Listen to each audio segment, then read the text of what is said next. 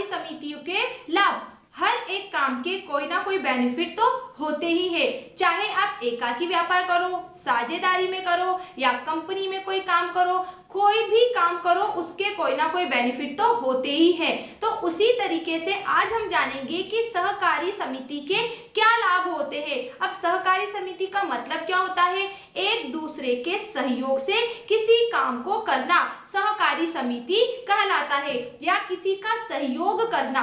होता क्या है, जैसे कि कोई एक ये पर्सन है, अब इसके पास किसी टाइप की वस्तु तो है, लेकिन उसे बेचने के लिए इसकी खुद की एक शॉप नहीं है। क्यों नहीं है? क्योंकि इसके पास पैसा नहीं है। तो ऐसी कंडीशन में ये जो सहकारी समिति होती है, ये क्या करती है? इनका सहयोग करती है, इन्हें अपनी समिति में शामिल कर लेती है और इनकी वस्तुओं को खरीदकर उपभोक्ता तक पहुंचाती है और इन्हें इनका पैसा दे देती है। तो ये होता है सहकारी समिति के एक दूसरे के सहयोग से कोई काम करना सहकारी समिति कहलाता है। तो हम जानेंगे कि फर्स्ट तो ये सहकारी समिति का मुख्य उद्देश्य ही क्या होता है? जन कल्याण करना, पैसा कमाना इसका उद्देश्य नहीं होता।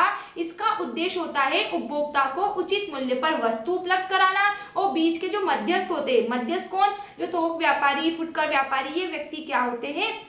उत्पादक से वस्तु को खरीदकर इसमें अपना प्रॉफिट ऐड करके इनकी कीमत बढ़ा देते हैं और फिर अपन को देते हैं। तो इन सब बातों को समाप्त करने के लिए सहकारी समिति की स्थापना की गई है। ठीक है, तो इसके पॉइंट से हम जानेंगे कि क्या बेनिफिट है। फर्स्ट दिया है कि इसकी स्थापना कैसी है? सरल है। सेकंड बोला इसके जो दायित्व है, मतलब जिम्मेदारियां जो है सदस्यों की, वो कैसी है? सीमित। फिर अस्तित्व, इसका जीवन काल कैसा बताया गया है? स्थायी, हानि की संभावना इसमें नहीं होती। और कर लाभ, ये कुछ मेरिट्स इसकी बताई गई है या इसके कुछ बेनिफिट्स बताए गए हैं कि सहकारी समिति के ये सारे लाभ होते हैं। तो जानिए इनकी डिटेल से इसके लाभ को और भी अच्छे से।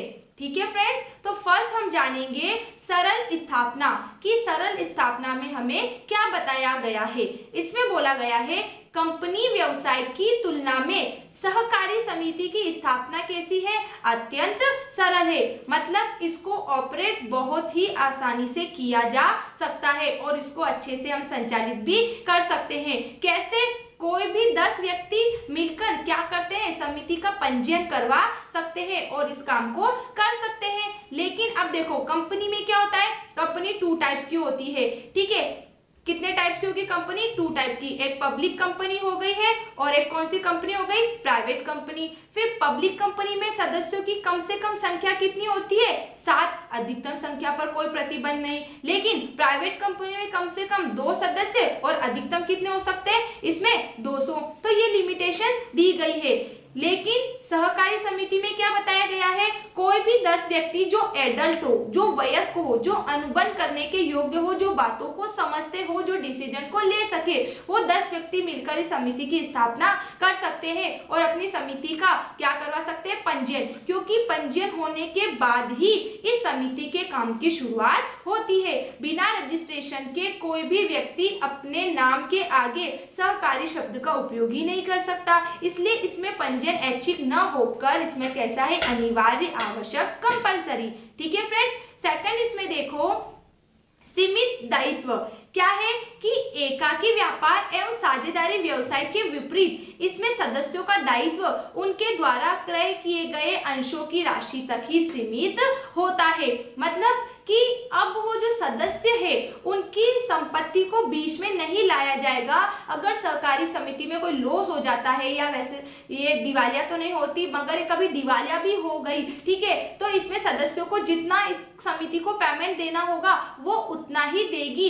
इसमें समिति की जो हानि है उस हानि की भरपाई करने के लिए सदस्य इसमें जिम्मेदार नहीं होते। फिर थर्ड देखो इसमें स्थायी अस्तित्व। अस्तित्व का मतलब होता है इसका जीवन काल कैसा है? स्थायी है, इसको समाप्त नहीं किया जा सकता। सहकारी समिति का अस्तित्व स्थायी होता है। समिति के सदस्य की मृत्यु, पागलपन, दिवालियापन, से भी समिति के अस्तित्व पर कोई प्रभाव नहीं पड़ता। समिति कैसी रहती है? अप्रभावित, क्योंकि सदस्य इसमें बनते जाते हैं। 10 सदस्य से इसकी शुरुआत होती है, ठीक है, फिर और नए सदस्य बनते जाते हैं। तो कुल मिलाकर इसमें बोला गया है कि इसमें सदस्यों की मृत्यु हो जाती है या कोई पागल हो जाता है, दिवालिया हो जाता है, तो भी इसका अस्तित्व अप्रभावित रहता है, इस पर कोई प्रभाव नहीं पड़ता है, इसका जीवन काल चलता ही रहता है। कोई ना कोई सदस्य तो रहते ही है जो इस कार्य को कंटिन्यू रखते हैं। फिर है हानि की संभावना नहीं। समिति के द्वारा क्या किया जाता है? जो भी वस्तु होती है उसका क्रय विक्रय हमेशा नगद में किया जाता है, इसलिए समिति को हानि होने की इसमें संभावना भी नहीं रहती। तो इसमें आसानी से इसके सदस्य बना जा सकता है, क्योंकि जो भी लेन देन हो रहा वो कैसा हो रहा है? नगद, मतलब कैश। पहले पैसे लेंगे और फिर किसी वस्तु को देंगे। तो जब नगद लेन देन हो रहा है तो सभी को इसमें प्रॉफिट होगा, लॉस की इसमें कोई संभावना ही नहीं है। लेकिन एक नुकसान ये भी हो सकता है कि जब अगर काम कैश में हो रहा है पूरा, तो हो सकता है कहीं ना कहीं इसके सदस्य या इसके कस्टमर है वो कम भी हो सकते हैं, क्योंकि आजकल कस्टमर ऐसा तो है नहीं कि सब कैश ही पेमेंट करे, कोई मतलब उधार भी रखता है ना। तो अपन यहाँ पे क्या पढ़ रहे हैं? इसकी मेरिट्स, तो उसमें हम बोल सकते हैं कि इसमें हानि की संभावना नहीं होती, क्योंकि सारे लेन देन कैसे होते हैं? नगद में, ठीक है। अब देखो कर लाभ। कर लाभ का मतलब होता है, आप सबने पढ़ा है कि टैक्स डिपॉजिट करने की एक लिमिटेशन होती है, जैसे 5 लाख होती है आम नागरिक के लिए। तो बाकी कंपनी, समिति, हिंदू परिवार सबकी अलग अलग लिमिटेशन होती है। तो इसमें क्या है कि इसे क्या मिलता है कि आयकर अधिनियम में इस सहकारी समितियों को कर से क्या प्रदान कर दी जाती है? छूट प्रदान कर दी जाती है। ये भी इसको बेनिफिट होता है, मतलब इसको टैक्स डिपॉजिट तो करना होता है, लेकिन इसको छूट प्रदान की जाती है कुछ बातों को लेकर, ठीक है फ्रेंड्स। तो कुछ इस तरीके से हमने जाना कि सहकारी समिति की स्थापना हम बहुत आसानी से कर सकते हैं। इसमें समिति के जो सदस्य होते हैं उनके दायित्व सीमित होते हैं, किसी की भी सदस्य की संपत्ति को इसमें बीच में नहीं लाया जाता। संपत्ति बीच में किसकी आती है? जिसका दायित्व असीमित होता है।